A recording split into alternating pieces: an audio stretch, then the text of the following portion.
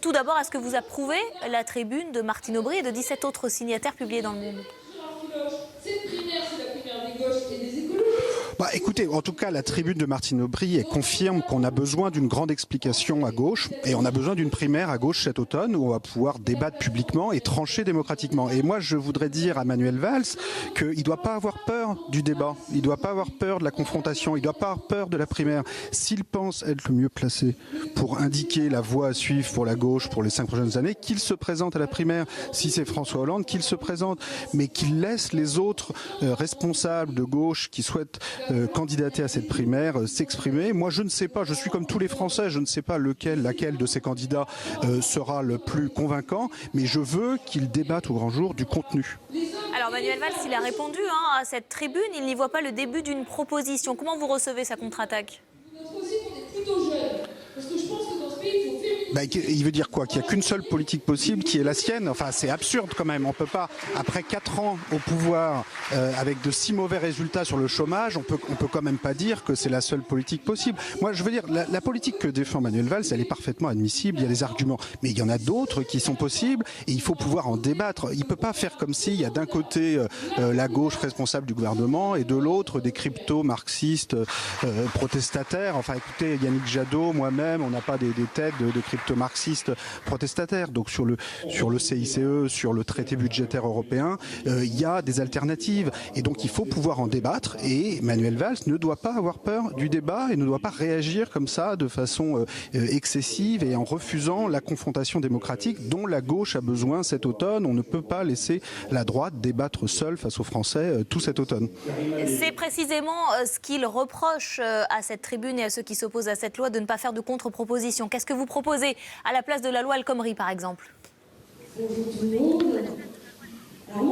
Ouais, écoutez, il y a plein de propositions. Prenons toute la politique de compétitivité du gouvernement, là, le CICE par exemple. Moi, je pense que ça n'a pas beaucoup de sens de commencer, quand on arrive au pouvoir, par supprimer les cotisations, les baisses de cotisations patronales qui avaient été mises en place sous Sarkozy. Et moi, je pense, pour le coup, il aurait fallu les maintenir, pour ensuite remplacer ça par une véritable usine à gaz qui est ce crédit d'impôt où on rembourse avec 1 an de retard les cotisations sociales payées par les entreprises 1 an plus tôt. Et d'ailleurs, maintenant, Hollande nous dit que d'ici la fin de son quinquennat, ou peut-être en 2018 s'il est réélu, il remplacera son CICE par des baisses de cotisations patronales. Donc tout ça pour en arriver là. Donc moi je pense qu'on aurait dû maintenir ces baisses de cotisations patronales et s'orienter dans un nouvel mode de financement de la protection sociale.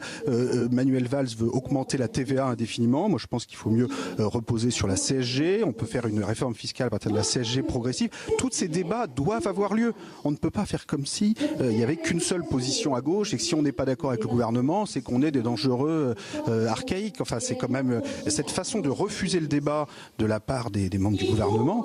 Peut-être qu'ils ont raison, mais qu'ils en débattent publiquement au cours de cet automne, qu'ils se justifient, qu'ils expliquent ce qu'ils ont fait. Peut-être ils ont fait des erreurs, peut-être ils accepteront de les reconnaître et voyons la suite.